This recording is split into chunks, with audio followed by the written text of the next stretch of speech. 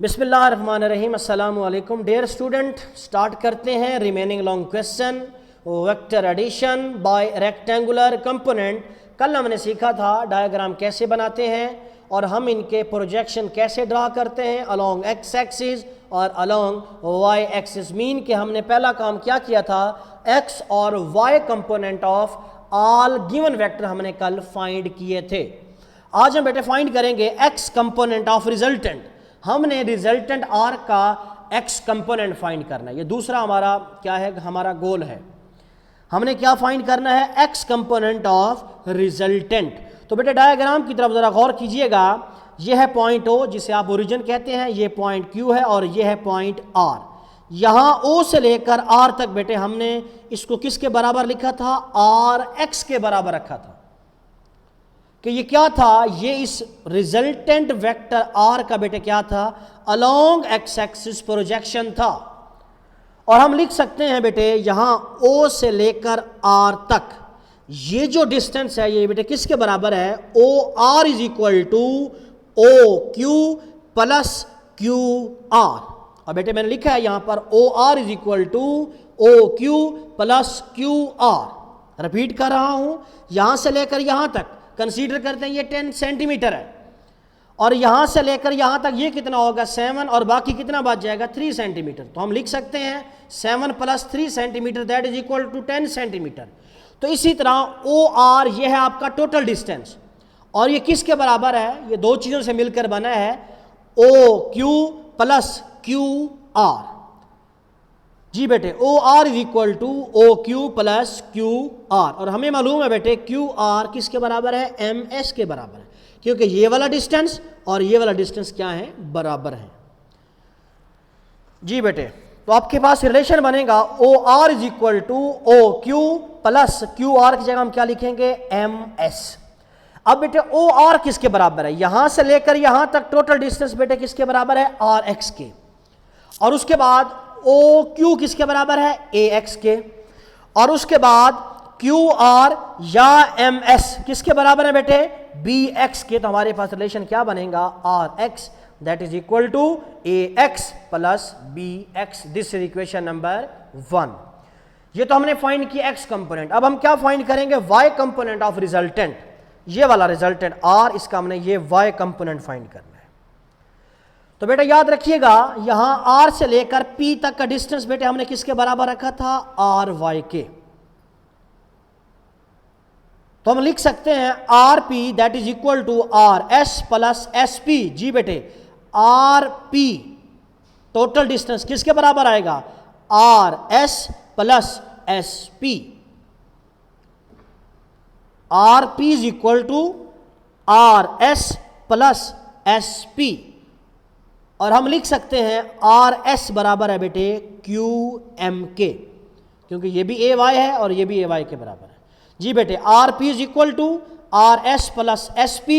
और R P वैसे का वैसे, आर एस की जगह हम क्या लिखेंगे, Q M plus S P. और बेटे आर पी यहां से लेकर यहां तक का डिस्टेंस किसके बराबर है, आर वाई के। और आर एस किसके बराबर है, ए वाई के। और एस पी किसके बराबर है, बी वाई के। तो हमारे पास रिलेशन बना R Y that is equal to A Y plus B Y. 3 हमारे गोल अचीव हो चुके हैं। अब क्या लिखता है कि R X and R Y are rectangular component of R. बिल्कुल बेटे ये देखा जाए ये क्या है, ये आर एक्स की वैल्यू हम इस साइड पे लेते हैं। मीन कि ये रिजल्टेंट आर का अलोंग एक्स एक्सिस उसका शेडो है, उसका प्रोजेक्शन, उसका कंपोनेंट है। और ये आर वाई जो हम इस साइड पे लेते हैं कि रिजल्टेंट आर का जो वाई कंपोनेंट है आर वाई बेटे वो हम यहाँ पे ले रहे हैं। और इन दोनों के दरमियान अगर देखा जाए तो एंगल कितना बन रहा है, 90 का। तो हम कह सकते हैं R X and R Y are rectangular component of resultant R.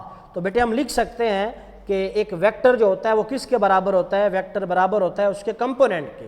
तो रिजल्टेंट आर बेटे किसके बराबर आएगा, along X axis R Y component plus R Y component. और साथ ये जो आई यूनिट वेक्टर ये क्या बता रहा है कि हमने ये जो रिजल्टेंट आर लिया इसकी डायरेक्शन किधर है बेटे, अलोंग एक्स एक्सिस। और आर वाई के साथ जे यूनिट क्या शो कर रहा है कि हमने रिजल्टेंट आर का जो कंपोनेंट लिया है ये लिया है बेटे अलोंग वाई एक्सिस।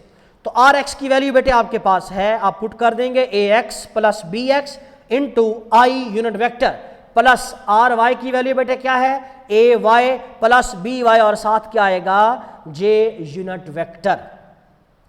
उसके बाद बेटे चौथा हमारा गोल है वो हमने फाइंड करना है मैग्नीट्यूड ऑफ रिजल्टेंट आर। और मैं आपको पहले भी समझा चुका हूं मैग्नीट्यूड बेटे कब ली जाती है, आपके पास कोई भी वेक्टर हो, आप उसका स्केयर लेते हैं, उसके कंपोनेंट का स्केयर लेते हैं जो कि सम हो रहे होते हैं, और उसके बाद क्या करते हैं दोनों साइडों पे हम अंडर रूट ले लेते हैं।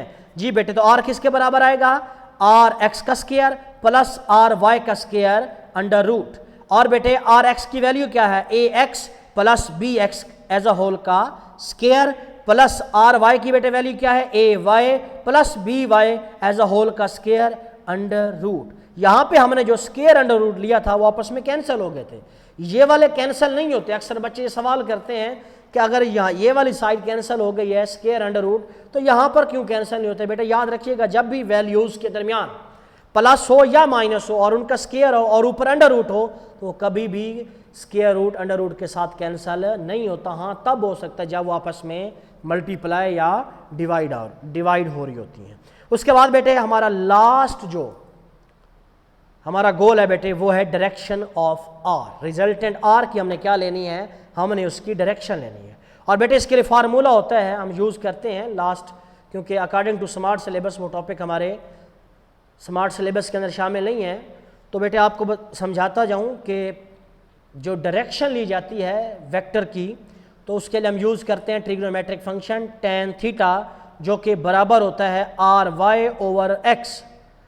tan theta is equal to R Y over R X, mean के tan theta is equal to Y component over X component. हमेशा याद रखिएगा डायरेक्शन के लिए बेटे आप ट्रिग्नोमेट्रिक फंक्शन लेते हैं tan थीटा, और tan थीटा बेटे किसके बराबर होता है, y ओवर x के, मीन के y component over x component. अब बेटे आर वाई की वैल्यू क्या है आपके पास, आर वाई की वैल्यू हमारे पास ए वाई प्लस बी वाई, ये हमने लिखा यहाँ नीचे ए वाई प्लस बी वाई, और आर एक्स बेटे किसके बराबर है, A X plus B X. तो यहाँ पे जरा गौर कीजिएगा tan थीटा किसके बराबर है, R Y over R X. अगर हम tan को उधर लेके जाते हैं, जस्ट हम थीटा फाइंड करना चाहते हैं, तो बेटे जब भी कोई ट्रिग्नोमेट्रिक फंक्शन एक साइड से दूसरी तरफ जाता है तो हम क्या करते हैं उसका इन्वर्स लेते हैं। तो हम लिखेंगे tan इन्वर्स आर वाई वैसे के वैसे, आर एक्स वैसे के वैसे। तो थीटा किसके बराबर आया बेटे, tan inverse A Y plus B Y over A X plus B X. तो डायरेक्शन के लिए हमेशा याद रखिएगा हमने निकालना होता है थीटा, तो फार्मूला क्या यूज करते हैं, tan थीटा बराबर है y component over x component. अगर बेटे हमारे पास नंबर ऑफ वेक्टर हो, यहाँ पर तो हमने 2 वेक्टर कंसीडर किए हैं, अगर हमारे पास नंबर ऑफ वेक्टर हो तो हम क्या कहेंगे, इसी रिजल्टेंट r को हम यूँ भी लिख सकते हैं r equal to A X plus B X, आगे क्या आएगा प्लस सी एक्स, आगे क्या आएगा plus D X up to so on का स्केयर प्लस। और y कंपोनेंट के लिए हम क्या लिखेंगे, A Y plus B Y plus C Y plus D Y up to so on का स्केयर, और ऊपर क्या लिखते हैं हम अंडर रूट। और अगर बेटे थीटा के अंदर हम ढेर सारे कोप्लेनर वेक्टर लेते हैं, कोप्लेनर वेक्टर वो होते हैं जो एक ही प्लेन पर लाई कर रहे होते हैं, तो उसके लिए बेटे ये रिलेशन क्या बनेगा, ये वाला थीटे वाला, theta is equal to tan inverse A Y plus B Y plus C Y plus D Y up to so on, क्योंकि ढेर सारे वेक्टर की बात हो रही है। और नीचे क्या आएगा बेटे, A X plus B X plus C X plus D X up to so on. और एक इंपॉर्टेंट शार्ट है बेटे आपका steps for vector addition by rectangular component, जो कि मैंने आपको पहले समझा दिए हैं। सबसे पहले हम क्या फाइंड करते हैं, आपकी टेक्स्ट बुक के ऊपर ये बातें मेंशन है। सबसे पहले बेटे हम x और y कंपोनेंट फाइंड करेंगे तमाम वेक्टर का, उसके बाद हमने क्या किया है x कंपोनेंट ऑफ रिजल्टेंट, उसके बाद फिर क्या किया है y कंपोनेंट ऑफ रिजल्टेंट, उसके बाद फिर क्या किया बेटे मैग्नीट्यूड ऑफ रिजल्टेंट, और लास्ट में 5वां स्टेप क्या है डायरेक्शन ऑफ रिजल्टेंट। तो ये है वो 5 स्टेप। तो मिलते हैं इंशाल्लाह नेक्स्ट लेक्चर के अंदर। अल्लाह हाफ़िज़।